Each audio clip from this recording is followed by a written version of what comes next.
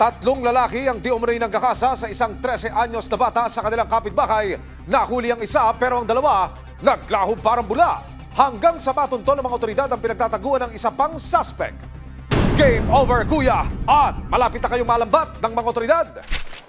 Mahigit isang taong tinakot, pinagbantaan at paulit-ulit daw na kinalay at inabuso.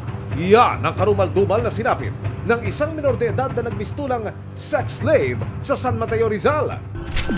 Sa patnubay at pahintulot ng magulang ng biktima, nagkwento sa amin si Tintin. Parang may in-spray po siya bago niya itakip sa akin sa bibig. Oo. Tapos doon po, bigla na lang po ako nahimatay. Meron bang pagkakataon na sabay-sabay sila? Ano pa? Ilang beses nangyari yun? 3 beses.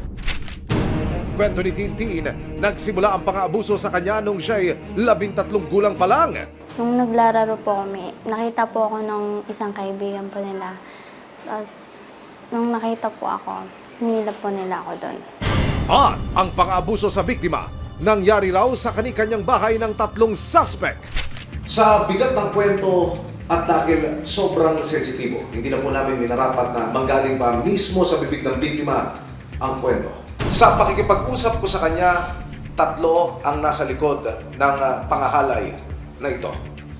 Ang lumalabas by schedule, kulang sa loob po ng 1 taon, mistulang naging sex slave ang minor de edad na biktima. Dahil sa takot, hindi raw agad nakapagsumbong ang dalagita. Anak, ikaw ba'y nagmakaawa nun? Doon pa rin po sa kubo, doon po nila ako pinagsasamantalahan. Okay. Doon din po ako paulit-ulit na nagmamakawa sa kanila. Mhm. Pero wala pa kahit ano pong pagmamakawa ko, hindi po nila pinapakinggan. Hanggang noong July 2022, ang 3 magkakaibang lalaki na umaabuso sa kanya, nag-join force pa raw at halinhinan siyang inabuso? Wala kayong awa, mga kuya! Yung isa hawak-hawak naman yung binti, habang yung isa nakaibabaw. Ganon, salit-salitan silang 3. Matapos ang panghahalay, humingi ng tulong ang dalagita sa Homeowners Association ng lugar. Dito ko po nakita yung bata. Ngayon, tinanong ko kung bakit siya umiiyak. Nagsalita yung isang bata na nirape po siya. Kaya ang ginawa ko, nilayo ko kasi sa mga bata kasi maselan na istorya yon. Pinasok ko siya sa bahay ko. Nung pagkapasok ko po siya sa bahay ko, sabi ko sa kanya, ikwento niya yung mga nangyari sa kanya. Yun nga raw, na-rape nga raw siya ng 3 lalaki, kaya iyak siya ng iyak. Ito yung kubong binabanggit ng bata, na dyan daw nangyari yung lahat. Ang mga suspect na walang awang lumapastangan daw sa dalagita, kinilalang sina Rogelio Rojas, Romnick Ratbuya at Philip Hastiva. Sa tulong ng mga opisyal ng Homeowners Association, agad pinapuntahan ang bahay ng mga itinuturong suspect. Ito yung bahay sa baba ng matanda si Roger, tapos yung dalawa doon sa taas. Dito po sinundo yung isa, si Romnick, ng mga task force ko. Hindi po kalayuan ang bahay ni Romnick. Dito naman sinundo si Philip, yung isang suspect. Isang minor de edad ang walang awang inabuso at paulit-ulit na minolestya ng 3 lalaki sa San Mateo, Rizal. Tinuring po namin na parang kapamilya. Tapos kabarkada pa ng asawa ko. Tapos ayun na palang gagawa sa anak namin. Hindi maganda. Pero dahil sa takot, hindi agad nakapagsumbong ang biktimang si Tintin, 14 na taong gulang. Anak, ikaw ba'y nagmakaawa nun? Doon pa rin po sa kubo, doon po nila ako pinagsasamantalahan. Okay. Doon din po ako paulit-ulit na nagmamakawa sa kanila. Mhm. Pero wala pa kahit ano pong pagmamakawa ko, hindi po nila pinapakinggan. Sobrang sakit niya eh. Hindi ko na matis yung ng anak ko. Ngayon, nagkakasakit siya. Laging balisa po eh. Tapos, laging tulala. Pag kinakausap mo, siya eh. Hindi makausap na maayos. Ang mga suspect hindi pala kontento sa unang pangahalay sa biktima dahil nag-join force pa raw sila at halinhinang inabuso ang dalagita sa isang bahay kubo. Yung isa hawak-hawak naman yung binti, habang yung isa nakaibabaw. Ganon, salit-salitan silang 3. Wala kayong patawad! Agad natunto ng bahay ng 3 suspect na sina Rogelio Rojas, Romnick Ratbuya at Philip Hastiva. Rumesponde ang barangay at dinakip ang 3. Nung time na po yun, ma'am, binilater mo na po sa barangay at nagkandak po ako ng responde po para kahit paano po makuha namin po yung 3 suspect. Since yung case po natin ay rape, ay medyo maselan po.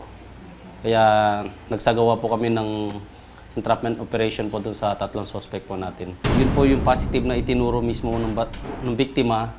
Agad na dinala ang mga suspect sa San Mateo Rizal Police Station. Pero habang wala pang naisasampang reklamo laban sa kanila, pansamantala silang pinalaya hanggang sa lumabas ang medico legal at natuklasang positibong ginakasa ang dalagita.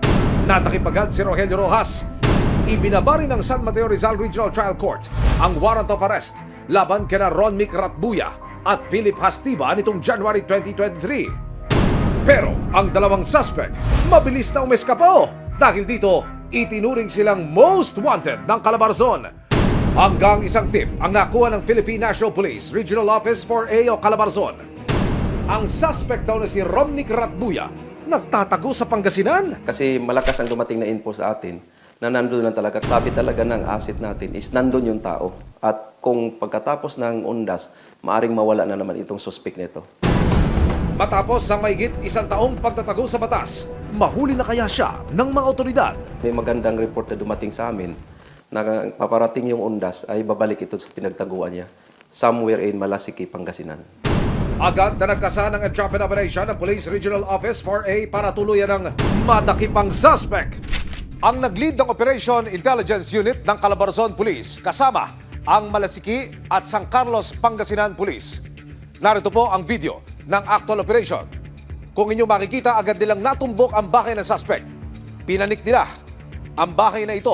Ilang segundo pa lumipas, natumbok na nila ang mismong target ng police operation.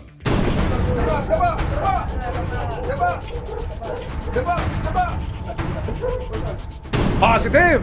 Nasa lokasyon ng suspect na si Romnick Ratbuya. Nakahiga po ito. At ayon sa intelligence information na natanggap ng pulisya, tuwing undas lamang lumulutang ang suspect kaya sinamantala na ito ng mga alagad ng batas. Agad siyang inaresto ng mga pulis at binasahan ang kanyang mga karapatan. Romnick Ramos Agbuya. Wala awit po warrant of arrest laban sa sa may kaso ya tuara ya warrant of arrest. Statutory rape under Article 266A number 1B in relation to Article 266B. Hindi natin inaksaya yung panahon kasi nga una-una ang sabi nga is pinagbantaan itong minor na to. At bakit kung titingnan nyo, bakit 3 beses na nangyari sa iba't ibang pagkakataon? Pero sa tingin kasi namin dito, hindi lang to 3 beses na nangyari kasi 3 taong involved nito.